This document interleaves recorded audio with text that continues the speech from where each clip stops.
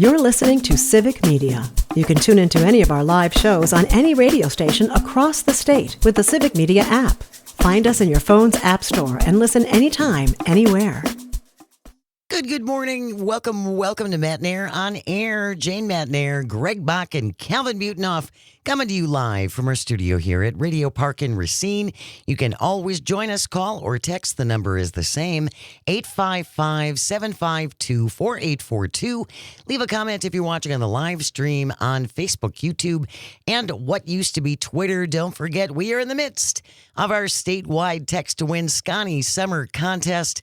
Coming up after 11 o'clock, you will hear Greg and I with a keyword. Dan, you can't play. No, Dan, you can't play. I'm going to try. One of these weeks, I'm going to try. You can give it a shot. You'll probably get tossed. But we will give you a keyword after 11 o'clock. You want to text that in via the Civic Media app. You are in the running for either $100 in cash or a pair of Milwaukee Brewers Club level tickets. And you are in the running for grand prize, which includes a little summer getaway and gas to get you there. Gas to get you there. Gas to get you there. So be listening after 11 o'clock for that keyword. You do have to use the Civic Media app. It is our statewide Text to Win Scotty Summer Contest playing in the 7, 11, 2, and 4 p.m. hours. Right now, because it's Friday, he joins us every Friday at this time. Civic Media's political editor and the creator of the multi-award-winning Recombobulation Area, Dan Schaefer, is here. Good morning, sir. How you doing? Good morning, Jane. Good morning, Greg. Doing well. Always wonderful to join you here on Matt Nair on Air. Glad to have you with us. Let's start with the state budget. And we just can't agree on anything. Yeah. Divided government. Isn't that great? This is the fourth trip around that we've had with crafting a budget in Tony Evers' time as governor in this era of divided government. And it doesn't seem like things have gotten any better throughout that time with Republicans who have constantly obstructed the governor at every turn over and over again. And here again, we have, going into this, I wondered if we would have a little bit of a different process given the smaller margins right. in the Republican majorities in the Senate and in the Assembly. But it just doesn't seem like the Republicans ever want to budge because they have their one economic policy button that they want to push every time, which is a tax cut. Yep. And they don't seem to want to meet the governor, in a reasonable middle ground to fund, particularly as the governor outlined in his press release on Wednesday evening, K-12 education, childcare, and the UW system. Well, so we've talked about this on the show with you and with other people that this has been a slow road for the Republicans as far as like slowly having different ways chipping away at their power. Tony Evers coming in, fair maps, more Democrats winning seats in the Senate and the Assembly.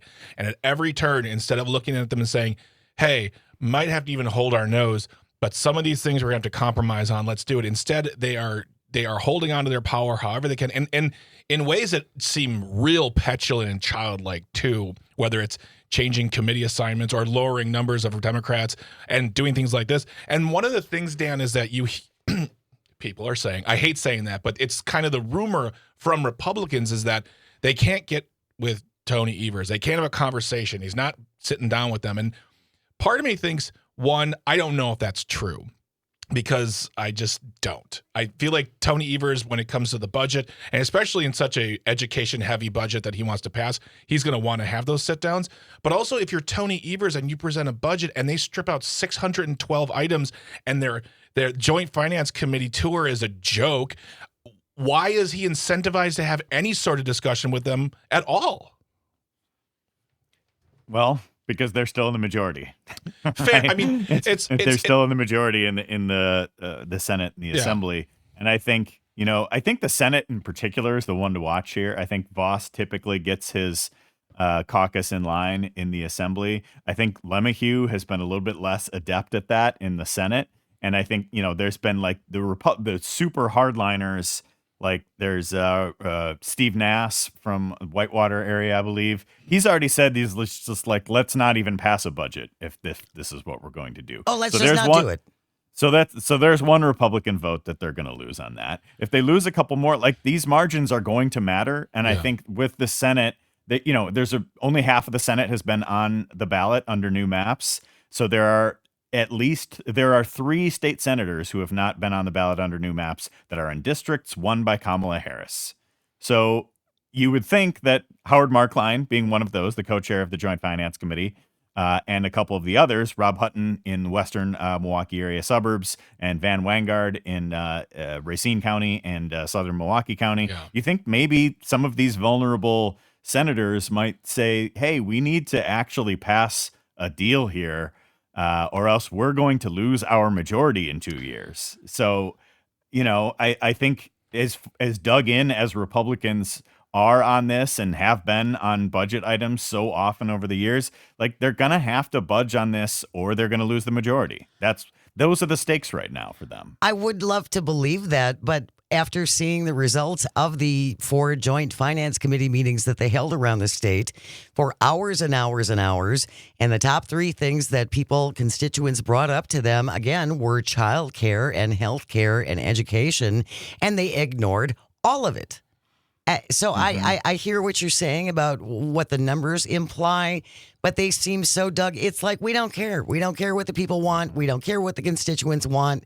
We know what we want, and we're going to do that regardless. And I don't know about Marklein and the other gentleman you just mentioned from Western Milwaukee, but Van Wangard ain't doing anything he'll do whatever he's told to do. That's just, he is, the fact that he has lasted in that seat for as long as he has, and you tell him where to go, he goes. That's it. Yeah, I know you've got a lot to say on State Senator Wangard. I do, but I will reserve that for another time. But it goes to the point, Dan, of what you were just saying is, they're not thinking strategically on this matter. I mean, they could have the next election and they could retain the Senate, but they better work for that. Those guys better knock on some doors and make some phone calls, because it's not going to be the same. And those areas that you're talking about, Dan, they have slowly gone more blue over time. And if you get a charismatic character in there to run against them, it might not go the way they like. Don't you feel, though? I feel like they're so insulated, and they don't hear criticisms. They're not hearing criticisms. They're not hearing. I just think they are so in their own bubble. They don't feel like they have to do any compromises at all.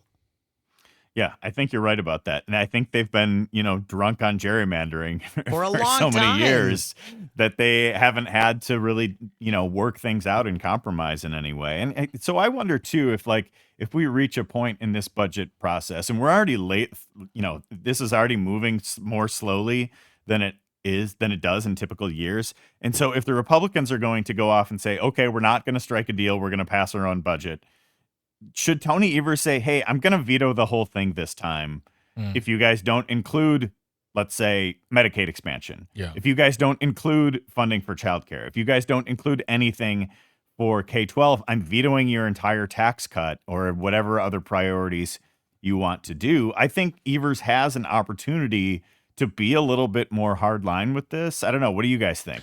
Well, I think it's interesting. I mean, and Tony Evers did kind of give a little bit on tax cuts, is my understanding, the last time they talked about this, and then the Republicans rejected it anyway.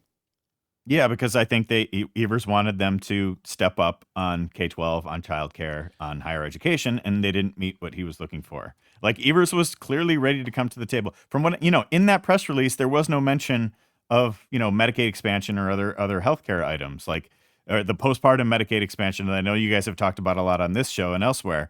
I don't think that was in the deal as outlined by Evers in that press release either. And then I saw a clip, up front on WISN, they put out the clips before the Sunday show. They have a clip of Robin Vos saying that Tony Evers was lying in that press release. And they had a clip of Robin Vos saying that it wasn't zero.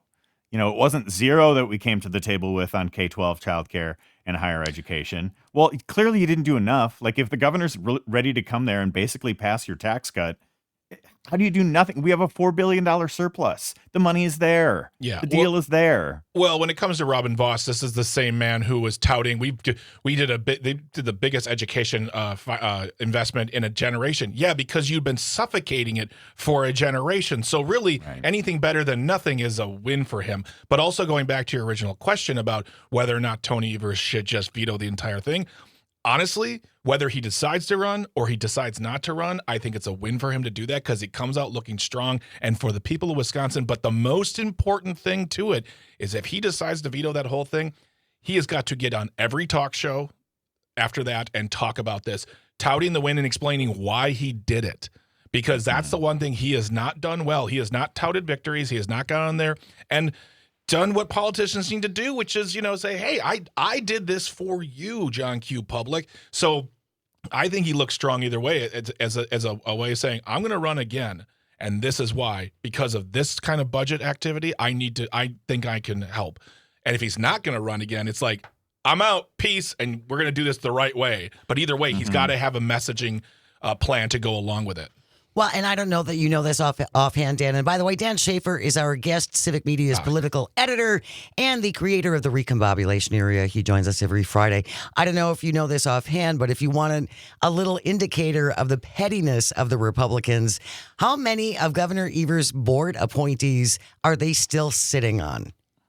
Aren't there over 100? There's still over 100. I don't even know at this point because it was such a big story, and I just don't remember if the Senate actually ever came to the table. But it was like at one point, I think it was almost 200 at one point. So some crazy amount of the governor is within his rights to place these people. These are his appointees on these boards, and the Republicans won't even give him that. So if you don't think they're petty, just look at that. I think that's a pretty good petty indicator. Oh, they're extraordinarily petty. Right? They're Tom Petty. Right? They out petty Tom Petty. According to this cursory search, as of January 2023, 180 appointees remain unconfirmed by the Senate. This includes 5 cabinet members serving as secretary designees. Yeah, and the Republicans have essentially said, we're not even going to give these people hearings. Yeah. It's absurd. It's just absurd. But it's totally on brand, Jane. I mean, this is just a carbon copy of what the U.S. Senate did to Barack Obama when there was a Supreme Court justice to be filled. Right. They're like, no, it's too that election's 9 months away. We're too close. So it's this is the same old garbage in, garbage out with them. And frankly, you're right, Dan. It is important for him to sit down with them because they are the majority. But also I understand why Tony Evers might just be like, I'm not talking to you guys. Talk to him. I have nothing to say. Well, and the other thing that made me laugh was when that article came out about how we can't come to an agreement, the Republicans were saying, we were having really friendly conversations up until this point. Were you really? Yeah. Really? Was it that friendly? They were characterizing them as good faith negotiations. Yes, that's right? what it was. That was the phrase that they were using. I did notice I did think it was kind of interesting, and I don't know if this is like a little bit inside baseball-y, but I thought it was interesting that Evers put out his statement, kind of summing up his whole position there, and then there was a statement from Assembly Democrats, there was a statement from Senate Democrats, and then there was a statement from the Joint Finance Committee co-chairs. So it does seem like there is some sort of breakdown to a certain extent within the Republican side of things. I don't know if like Assembly and Senate and wherever else are all on the same page with what their priorities are in the budget, with what they want out of a negotiation with Evers. I do think it was kind of interesting that it wasn't like a cohesive statement there. We're going to continue our conversation with Dan Schaefer on the other side. Fight, fight, fight, fight. You're listening to Matt Nair on Air on the Civic Media. You're listening to Civic Media. Stay up to date on the latest news and information for your local community and Wisconsin by signing up for our free email newsletter. Visit civicmedia.us/email to get started. Good morning and welcome back to Matt Nair on Air. Jane Matt Nair, Greg Bach, Dr. Slide on the Board, coming to you from our studio at Radio Park in Racine. You can join us, call or text. The number is the same, 855-752-4842.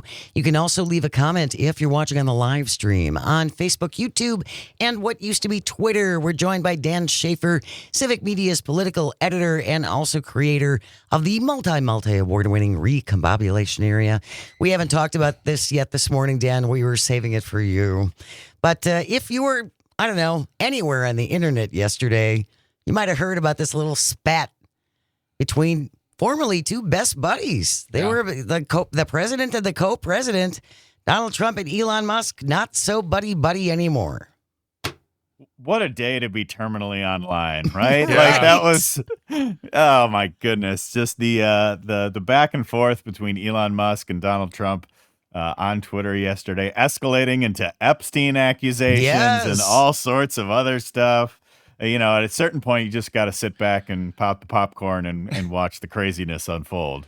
But so I did enjoy that quite a bit. Not gonna lie. When you think about it too, like in a day where the president was sitting down with the world leaders of France, Germany, and England, and France and England were like criticizing and making fun of him to his face in a way that Trump didn't really understand, and then he makes that horrible statement to the Chancellor of Germany about D-Day while laughing. That would have been yesterday like the end-all be-all. It got buried by this Twitter fight. I'm sorry, Truth Social socialing all over the truthiness. But yes, I mean, I saw that come through, and I had to make sure. I had to go to Elon's Twitter account because I wanted to make sure it was real. And then I immediately screenshot it and sent it to Jane, and I was like, what is going on right now? It was crazy. It just exploded yesterday. Now, Elon Musk, of course, coming out and saying the budget is going to increase the deficit, which the CBO has said, and numerous other organizations have said that, yes, this is going to explode the deficit. Yeah. And, now we don't know where we are. Yeah. Now we don't know where we are. As of today, President Trump says he has no plans to talk to Elon. Elon, I'm seeing on other places reporting that he's realizing the error of his ways. But one person I knew we could count on, him to capitulate is Wisconsin Senior Senator Ron Johnson, who, of course, said nothing short of trillions of dollars of more spending cuts in this budget bill. Not going to vote for it. Rojo, super strong on this. Oops, here we go. He had a private conversation with the president and a White House meeting, and now Ron Johnson capitulating. Quote, one thing I came away from the White House meeting is, I know I've been out there not sounding the most positive about things. The truth is there are a lot of positive things in this bill. I absolutely support whatever we pass. I want it to succeed. We left shaking hands and smiling at each other. Mr. President, I want to be more positive, and I'll try to be more positive, unquote, said Wisconsin Senior Senator Ron Johnson. Now, I have a question for you, Dan, because, as you said, we're terminally online. We're addicted to the news. And anybody who slights the president gets attention, whether it's on Twitter, Truth Social, or wherever. Ron Johnson has been critiquing this bill for a few weeks now, a while. And it's really, he's kind of stayed away from the ire of not only Trump, but like the Trump loyal. No one's been calling for his head or impeach him, recall him. He's really kind of flown under the radar while completely criticizing this bill that's in the Senate right now. Do you have any theories on why this is happening? You know, I think we have to look back to the last time that Ron Johnson was in a similar situation in the 2017 negotiations over the Trump tax cut bill. He pushed for this additional tax cut for certain types of businesses, perhaps not coincidentally, the businesses that have the U-lines that have his biggest political donors. Right. Yeah. And so there is always some sort of end game with Johnson. So I do think that's what we should be looking at. But he, over and over again, he has talked about, wanting to that this wants to make certain he's kind of like the opposite of what our criticisms of the bill are, right? We say that this bill is wrong to cut Medicaid, wrong to do all those things. He thinks it doesn't cut enough. Yeah. And I think he has really probably been more in agreement with Elon, although it does seem like he got a little bit of a talking to from the principal yesterday. Yeah, exactly. Got sent Sit to the down. office. Do you think he was just sitting in his chair outside the Oval going, oh, man, I know I'm in trouble. Lori from Shawano is on the line. Lori, we got about 90 seconds left. What did you want to say? And by the way, thank you for joining us. You're welcome. Yeah, that whole spat between the lovers, this dog fight between the two pit bulls. Elon Musk said that it was going to be painful 2 years, and now he's feeling the pain. Tesla went down over 14%. Oh. But now today it's back up. Yeah. So how does that happen? How does it come back up so fast when he's alienated all of his customer base? It's like with the jobs report. Last month there was like 87 jobs projected, and then the next day, it's 150. So I heard that unemployment was up, but now they're saying 139 jobs, more than what they thought was added. Where are these numbers coming from? Are they just coming out of Taco's butt? That's a really good question, Lori. We will look into that. Well, we won't look into it. Well, not into but yeah. that necessarily, but we will. We'll see what we can find out. Thank you so much, Lori. Really appreciate it. We got news coming up next. We're going to continue with Dan Schaefer on the other side. Stay close. You are listening to Matt Nair on air on the vast, statewide, countrywide. You can listen in New Zealand if you have the app. The Civic Media Radio Network. Good morning and welcome to Matt Nair on air. Jane Matt Nair, Greg Bach, our resident young person, Calvin on the board, coming to you from our studio at Radio Park in Racine. Join us, call or text. The number is the same, 855-752-4842. You can also leave a comment if you're watching on the live stream on Facebook, YouTube, and what used to be Twitter. Coming up in about 15 minutes, we will wrap up the show as we always do with This Shouldn't Be a Thing. Today it is the Shrinky Dink edition. I just like saying that, Shrinky Dink. Shrinky Dink edition coming up. What is it again, Jane? Shrinky Dink edition. There it is. Of Tisbet. Coming up around 10:52 or so. Also, Maggie Dawn later on today from 4 to 6 p.m. She's going to be talking with our very own Civic Media's Greg Gunderson. What's good, local, and overlooked, where they highlight things that might be going on in your neighborhood. And then also at 5:30 today, I love this segment, Ask Maggie, where you can ask her anything. Yeah. And she will answer you, whether you want to hear it or not. There it is. That's what we love about Maggie. So ask Maggie today at 5:30. Maggie Dawn from 4 to 6 p.m. Right now, Dan Schaefer There may or may not be an appearance from yours truly on the Maggie Dawn show. Are you going to be on this afternoon? As well, so stay tuned. Yes. Check that out. What time are you going to be on the show? I believe I'm on at 5 o'clock. All right. Join Maggie Dawn, Right in, 4 to drive 6, across the Civic Media Radio Network. Right now, this is a segment that we like to call Audio Sorbet, where we lighten things up a little bit, take a break away from politics. Although everything can be political these days, I guess. But the wakeboarding controversy.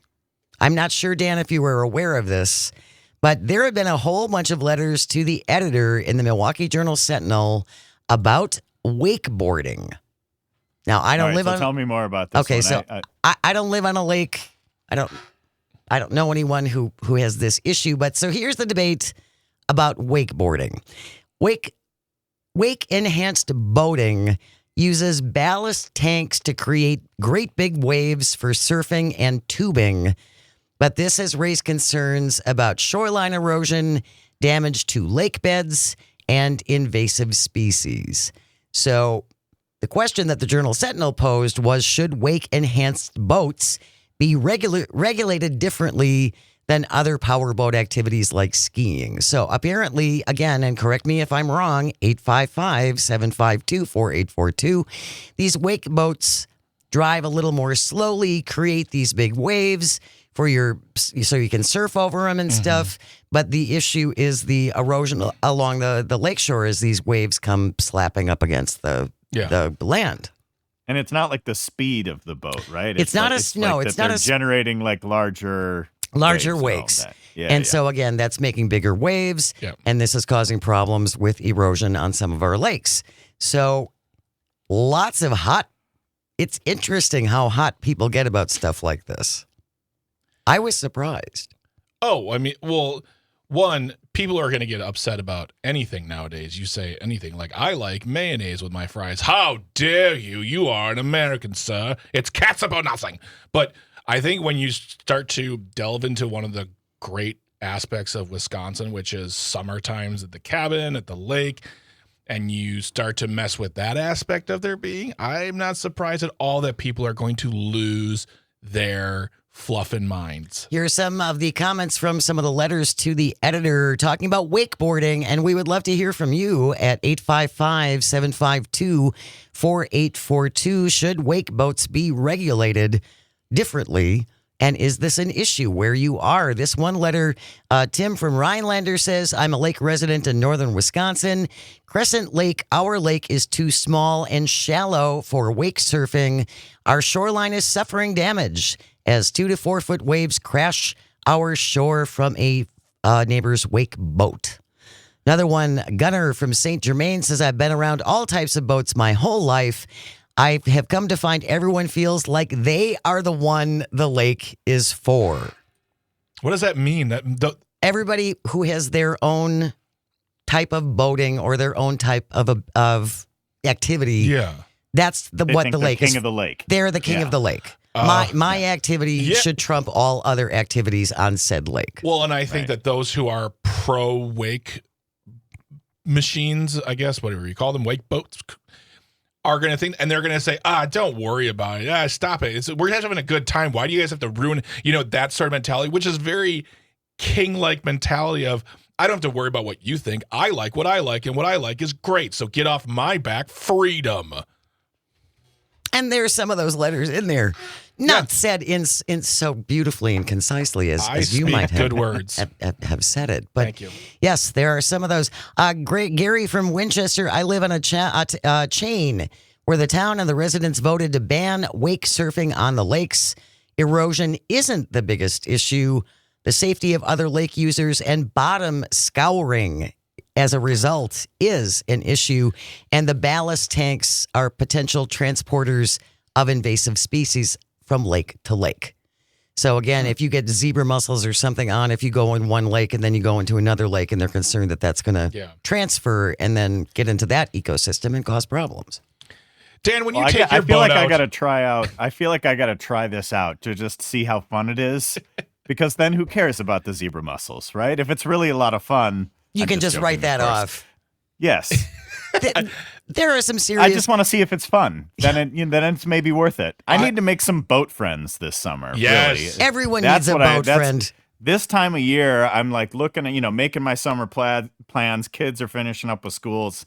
I never really make it a priority, but I really need to make it a priority to make more boat friends this summer. I think that's a good goal. So if you have a boat, you can invite me out, and I'll come check out the wake boating. 2 words, 3 syllables. Pat Kreitlow.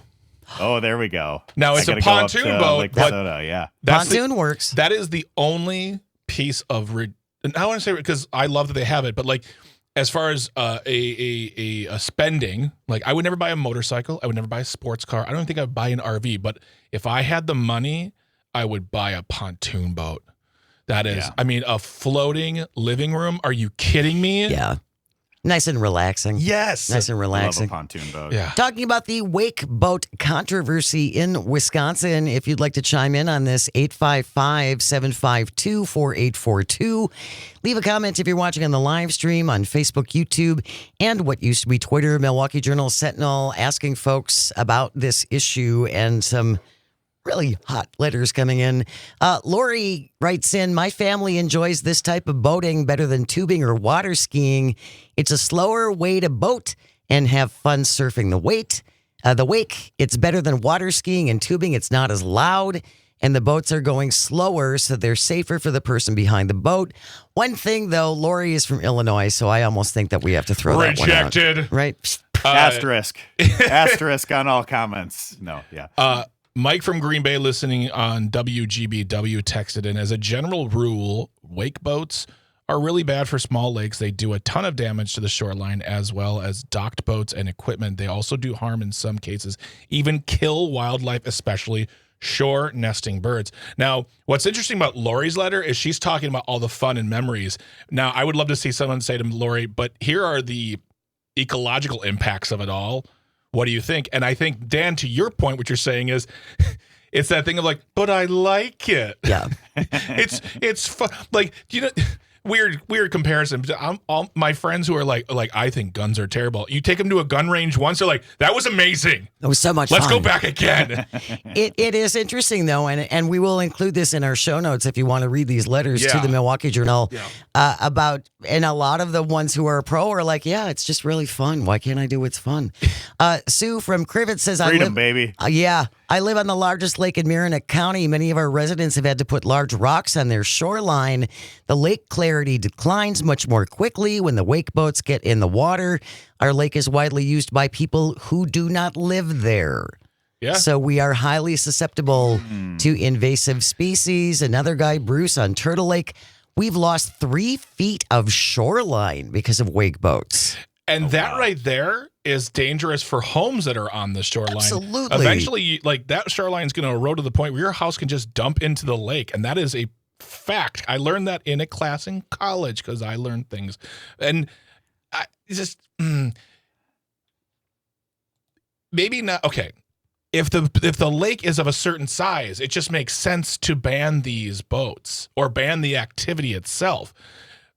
If you're in a huge lake, maybe there's something that can be done, or you can go to a different lake that allows it and it's less invasive. But yeah, if you're going to a small lake, why would you go in there and purposely try to cause harm to the environment? Well, but I don't think they're not looking at it like we're causing harm to the environment. They're looking like Lawrence on Lake Beulah, who says, wake-enhanced boating has provided us hours of entertainment and enjoyment for me and my family. But she's also writing that letter after knowing now that it does. She's responding to the question, essentially. So she knows that there is an ecological impact. But my boat doesn't do that. My boat's special. Exactly. It's from Illinois. My boat doesn't cause environmental damage. What's wrong with you? Yeah.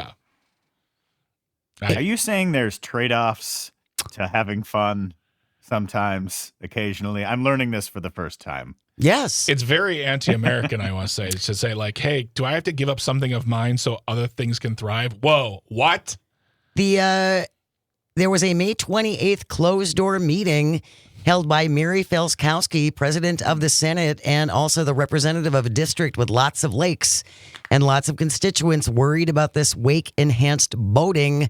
That meeting included Felskowski, Representatives Tyler August, Rob Swearingen, Robin Voss, Senators Cindy Dukow, Rachel Cabrera Guevara, and also lobbyists for the boating industry. Of course. And Lakes at Stake, Wisconsin. So Felskowski says the meeting brought together stakeholders from all sides of the wake boat issue. I still want to try it out at the appropriate lake where it's not going to be, damaging to any beaches or shorelines or clarity of the water or anything. I want to try it out. I'll probably tear my ACL or something like that, but I want to try it out.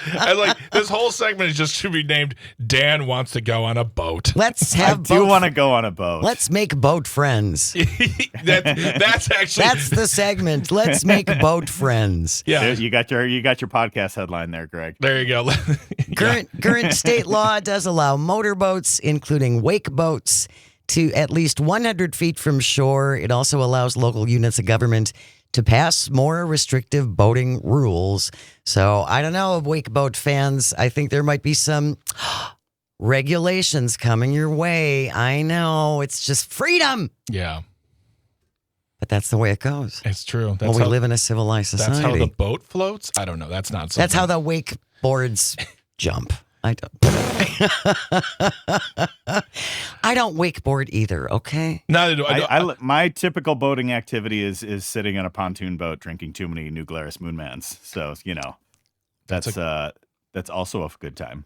We can do that. We're just okay. After the show, we're all getting in my car. I'm driving up to Lake Wissota, and we're going to just say, Pat, put the boat in the lake. We're gonna commandeer the boat. Yeah, exactly. We're gonna commandeer the pontoon. This is a science experiment. We're here to find things out. Dan needs to do boating, and he told us you're the closest one that we know. For journalism. For journalism, exactly. Milwaukee Press Club, are you listening? Exactly. Dan Schaefer is Civic Media's political editor and the creator of the multi-awarding Recombobulation Area. Subscribe. It's absolutely worth it. Thank you so much, my friend. We will see you later. Thank you. Be well. Stay with us. We're going to wrap up the show with This Shouldn't Be a Thing, Shrinky Dink Edition. You're listening to Matt Nair on Air on the Civic Media Radio Network. You're listening to Civic Media. Find the latest news, information, and archives of all your favorite shows on the Civic Media website, civicmedia.us. Welcome back to Matt Nair on Air. Jane Matt Nair, Greg Bach, Dr. Slide on the board, coming to you from our studio at Radio Park in Racine. Join us, call or text at 855-752-4842. Leave a comment on the live stream on Facebook, YouTube, and what used to be Twitter. Before the break, we were talking about the wake boating issue in Wisconsin and whether or not wake boats need to have special regulations because of environmental concerns, safety concerns. Yeah. And Kirk from Eau Claire texted in, listening on WCFW, yes, they do need to be regulated. I have been rocked by a wake boat going back and forth in a narrow channel. These are a look at us boat equipped with a thumping stereo system. Yeah. So they don't go out into the middle of the lake. They need to be somewhere where they can be seen. That sounds really obnoxious, Kirk. I can't believe I didn't come up with this joke until right now, and I needed to hear Dan to laugh at it because it's very funny, but you get a guy like regulation coming in, they'd be like, hey, I'm here to wake boat, not to woke boat. Thank you. I'm here all I could weekend. go on a shirt. Come to the Laughing Tap. We're here all weekend. I appreciate thank you, Kirk, for sending that in. And yeah, we'll see what happens with this and who's going to win out. I feel for the folks who are seeing their shorelines erode. Yeah, that's not what they like. That is not a good thing. That is a definite problem. It is a problem. Hey, coming up after 11 o'clock, be listening for Greg and I to give you the keyword. Yeah, right. It is our statewide Text to Win Scotty Summer Text to Win contest. After 11 o'clock, you will hear the keyword. You want to text that in via the Civic Media app only. And spelling is important, so make sure you get the keyword correct. You're going to be in the running for either $100 in cash or a pair of Milwaukee Brewers Club level tickets. And everyone who enters, whether you win or not, will be in the running for a grand prize, a nice little summer vacation, including gas to get there. Shannon in Baraboo was a winner. You could be too. Nice. I can't be a winner. You cannot. Nah. That's coming up after 11 o'clock, all next week as well, in the 7, 11, 2, and 4 p.m. hours. Calvin, it's getting late, 10:55. That means it's time for... If you have a thing you think should not be, send it in to Greg and me at janesays@civicmedia.us. This from the BBC. Matt Taylor, the lucky reporter with the byline. The headline reads... Scientists create world's smallest violin. Physicists at Loughborough University have created the world's smallest violin using nanotechnology. Oh, man, like Iron Man. They say work on the violin smaller than the width of a human hair. Small. Really, really, really little violin. Okay, all right. Yeah. Smaller than the width of a human hair will help with research into a whole bunch of things, from improving computer efficiency to finding new ways to harvest energy. Professor Kelly Morrison, head of the university's physics department, says, quote, a lot of what we've learned in the process has actually laid the groundwork for the research we're now undertaking, unquote. What's powering this satellite? 1 billion nanoviolins. They're really fast. Very tiny. Really fast. It's working on the tiny wind power of those strings. The violin measures 35 microns long, 13 microns wide. A micron is 1/1,000,000th of a meter. Why are you using such a tiny measurement against such a large, like... A human hair ranges from 17 to 180 microns in diameter for comparison. This was created to test the capabilities of the university's new nanolithography system, which allows... You nailed that in one shot. Thank you, and I didn't even practice. Which allows researchers to build and study tiny structures. Nanolithography allows us to design experiments to probe materials in different ways, using light, magnetism, or electricity and observe their responses. Once we understand how the materials behave, we start applying that knowledge to develop new technologies. So when you're sitting there listening to a buddy complain about something that shouldn't be complained about, you can simply say, I'm playing the world's smallest violin. And they'll be like, oh, funny. I'll be like, no, do you know how small it is? It's like less than the width of a hair. And he'll be like, what are you talking about? And he goes, I heard it on a radio show. Just write it down. 13 microns long, 13 microns wide. There you go. Drop that at a cocktail party, huh? You will be asked not to return. That wraps up today's episode of... Coming up on Monday, Matt Randolph, Mr. Global will be here. Senior Global is back? Yes, Mr. Global will be back Monday after the 9:30 news. Also, State Representative Christian Phelps is going to be joining us, so I hope you can join us coming up on Monday. Busy week next week. Todd Alba will be with us. Also, I'm really excited about this. Brad Sturmer is a principal at a school in Wisconsin that has seen their math scores go up. That's fantastic. So I'm going to learn how to math. It's about time. Next week. Yes, All right. It probably is about time. Thank you, Greg and Calvin, and all of our engineers. Without you, nothing works.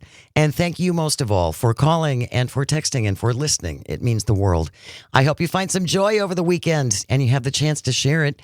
We got news coming up next, so keep it right here on the Civic Media Radio Network. Have a good weekend. We'll see you on Monday. The national news cycle never stops, but it can be hard to find news about your local community. Civic Media is dedicated to providing quality local and state news coverage across Wisconsin. With the Civic Media app, you can get notifications about local stories that matter to you and your community. Find the free Civic Media app in your phone's app store and choose notifications from the menu to tell us what kind of news you want to hear about.